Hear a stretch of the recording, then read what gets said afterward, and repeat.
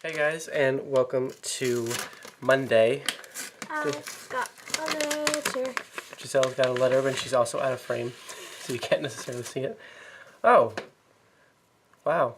She just kind of stuffed that in an envelope. I'm glad it's not, like, destroyed. This is one of the snowflakes that my daddy made. So her dad makes these really cool snowflakes. It's super fragile because he makes them really thin. Very fragile and intricate kind of things. Yeah, so we can use this as a model, and we can also wear it as a hat. to do the thing we want to do on Wednesday, we're going to try to do a live show on Wednesday where we kind of make our own, or at least attempt to. We'll see how that goes. Won't look as good as this. Yeah, I mean, they're not going to look anywhere near as beautiful. good, but... I wish we had a million to hang all over our windows, but that's okay because snow lasts here for a long time, so... We can just look out the window and see. We can look out the window and see we can always make some and, like, stick them on the windows even though it's not Christmas anymore, because snowflakes are all-time here. I suppose. So, I've got another package here. I know what it is already. I kind of thought this might happen, that it would come the day after I just filmed an ARC haul yesterday. Literally filmed it yesterday and posted it yesterday. So it's just a day late, but it's 2 books from FSG. One of them is called Universal Harvester by John Darnielle. I think this is about a guy who works at a movie store, like not a movie store, like a rental place, like a Blockbuster kind of place. And it comes in this really cool. Such a cool cover. It comes in this like case. Oh my god! It comes in this case, this VHS case, and the cover is like all shiny and. That's cool so looking. gnarly. Gnarly. Yes. But yeah, it's really awesome. I think that's one of the. Whoever designed that, good job. Yeah, it's such a great idea. So, Jeremy works at the Video Hut in Nevada, Iowa. A small town in the center of the state. The first A in Nevada pronounced A. This is the late 1990s, and while the Hollywood video in Ames poses an existential threat to Video Hut, there are still regular customers and a rush in the late afternoon. It's good enough for Jeremy. It's a job, quiet and predictable, and it gets him out of the house where he lives with his dad and where they both try to avoid a missing mom who died 6 years ago in a car wreck. When a local schoolteacher comes in to return her copy of Targets, an old movie starring Boris Karloff, one Jeremy himself had ordered for the store, she has an odd complaint. There's something on it, she says, but she doesn't elaborate. 2 days later, a different customer returns She's All That, a new release, and complains that there's something wrong with it. There's another movie on this tape. Jeremy doesn't want to be curious, but he takes a look, and indeed, in the middle of the movie, the screen blinks dark for a moment, and She's All That is replaced by a black and white scene shot in a barn, with only the faint sounds of someone breathing. 4 minutes later, She's All That is back, but there is something profoundly unsettling about that scene. Jeremy is compelled to watch it 3 or 4 times. The scenes recorded onto Targets are similar, undoubtedly created by the same hand. Creepy. And the barn looks much like a barn just outside of the town. So it's about a movie store whose VHSs are suddenly being overwritten with this black and white creepy movie of a barn, scenes of a barn that is right outside of town. So it sounds really cool. I'm going to read it. It comes out, I actually don't remember exactly when it comes out. I think I have it right here, actually. I don't think it's until, like, March. No, it's February. Okay. Yeah, it's February. February 7th, 2017.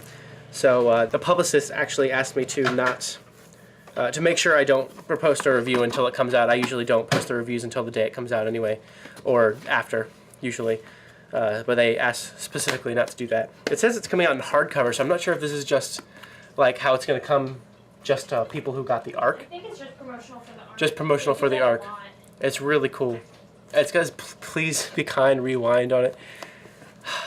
I kind of love this. I hope I like the book. It sounds awesome. It sounds exactly like something I would like, so I'm going to give it a shot. And then I got this. It's called Void Star by Zachary Mason. It's science fiction. FSG. As far as I can tell, they kind of specialize in literary fiction, so I don't know if this is like a more literary-leaning science fiction kind of thing, but I thought it sounded cool, so I decided to ask for it. Not far in the future, the seas have risen and the central latitudes are emptying, but it's still a good time to be rich in San Francisco, where weapon drones patrol the skies to keep out the multitudinous poor.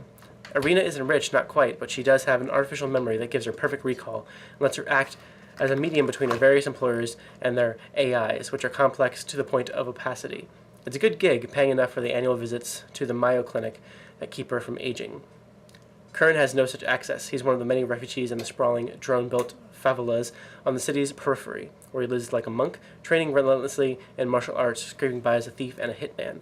Thales is from a different world entirely, the mathematically inclined scion of a Brazilian political clan. He has fled to L.A. after an attack that left him crippled and his father dead. A ragged stranger accosts Thales and demands to know how much he can remember. Kern flees for his life after robbing the wrong target. Irina finds a secret in the reflection of a laptop screen and an employer's eyeglasses. None are safe as they're driven together by subtle forces that stay just out of sight. Vivid, tumultuous, and propulsive, Void Star is Zachary Mason's mind-bending novel of artificial intelligence, memory, violence, and morality. So, it's a pretty cool cover, in my opinion. Yeah, I'm excited for it. So, that one comes out, let's see, it comes out April 11th. So that one's the later one. I was thinking the other one was the later one, but this one comes out in April. So I have quite a little while to read this one. And I'll probably just go ahead and wait until April to read it. But I asked for it right now, and I'm really glad they were able to send both of these to me. I'm very excited for both of them. And Giselle and I literally both just got back from work at the same time, because it's a little past 8 right now. Giselle was working until 7:30. I stayed until about 6 at work. I stayed quite a bit later, except for the last 15 minutes or so. I was publishing 13 or so vlogs, and I'm very sorry for that, but getting them out there in those big batches is very satisfying for me. And I just kind of was like, whatever. I just want them to be gone and out. So they're out now. 13 at a time. I published them all. They were already uploaded. I just had to publish them, put descriptions and all that kind of stuff on them, and publish them. And so they're out now. And then I went to Target to do some Christmas shopping for just a little bit for my family and a little bit for Giselle. And there's still a couple more things that I think I'm going to order on Amazon. It's kind of late, I know. I'm very late with my Christmas shopping, but it's okay. 2-day shipping will save me, hopefully. So we'll see how that goes. But I did get some things that Giselle is not allowed to see. And apparently she just got something in the mail for me, which I'm very suspicious about. I can't wait to see what it is. And I think she's eating now. And I don't know what I'm doing now. I'm really tired. I might go crash and burn right this very second. But I think I need to edit some more videos before I do that. So I figured I'd take a few minutes just to tell you guys about how work has been going. I had to work yesterday, as you guys know, which I don't love working on Sunday, but I mean, I'd rather not, but at least in this state you get paid time and a half, which is very interesting, which didn't happen in California when I worked there, or Utah when I worked there, so that was an interesting fact to learn. I mean, I've known it since I started working here, like in August or whatever, but I never took them up on the offer or whatever, because I'd rather not work on Sunday, so I mean, I guess that's kind of a bonus about it. Since I have to do it, at least I get an extra reward for it. Anyway, and both the assistant managers that were on duty both pulled me aside at different times and told me how the main manager had called them yesterday and was talking about me, and I guess he really likes me, and they both talked to me and they were like, oh yeah, like, you're doing great, like all the stuff, and like one of them was like telling me all this cool stuff and about like moving up in the company and stuff, and like they both pulled me aside though, and I guess they all really like me, so I don't know if he called them to like tell them to keep an eye on me, or if he called them to just brag about me or what, but I was just like, oh, okay, well, if I'm important enough to be called about. And I didn't really have to cashier very much. Like, I was there for backup if they needed me, but I pretty much just got to like front and face the store, which is wonderful because when that happens I get to listen to my book, where everybody else wastes their opportunity and they just listen to dumb music or whatever while they do it, but I get to listen to my book. So I listened to like a good chunk today, and I love fronting and facing and stalking and all that. Like, I love it, and so it's just soothing for me. Kind of just like organizing is just calming, and so I gotta do that. But apparently they all really like me, so I don't know what's going on with that, but it's good to know, and it's giving me like confident, which is awesome as well. So, and then one of the other managers again was talking to me today, and I was just like, oh, you're doing so well, like, blah, blah, blah. So that was pretty great. So anyway, I'm feeling pretty good about that. Plus I got to listen to some of my book, which is awesome. And I feel a little bit bitter when everyone else just, like, is doing front-end facing, and I'm just, like, doing cashiering, because I'm like, they just start wasting it on listening to music. Where's me? I'd be reading a book. Well, / listening to a book.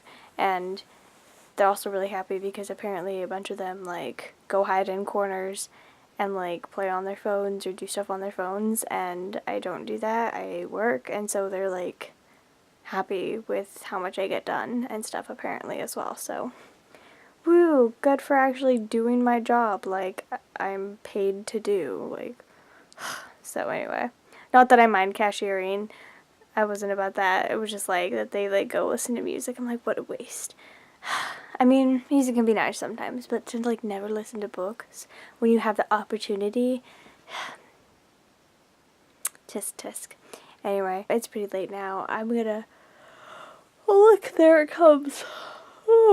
It's getting pretty late, so I'm going to attempt to fall asleep, and I guess I'm going to turn on some polymer clay videos, tutorials, to help me drift off. I really want to, like, fix my sleeping schedule and start waking up at 6 a.m. every morning. That is the goal, but at the same time, there's, like, no point in trying to do it right now, since Thursday night we're leaving and we're driving all night, and we're not even going to get there till, like, really late. We're leaving around 8:30ish, 8:15ish, and so we have, like, a 7-hour drive after that, so we're not going to get there till, like, 3 a.m.-ish, and possibly closer to 4, depending, and it's just, what? So we're going to have to, like, sleep until noon, and we're going to be really tired and all messed up.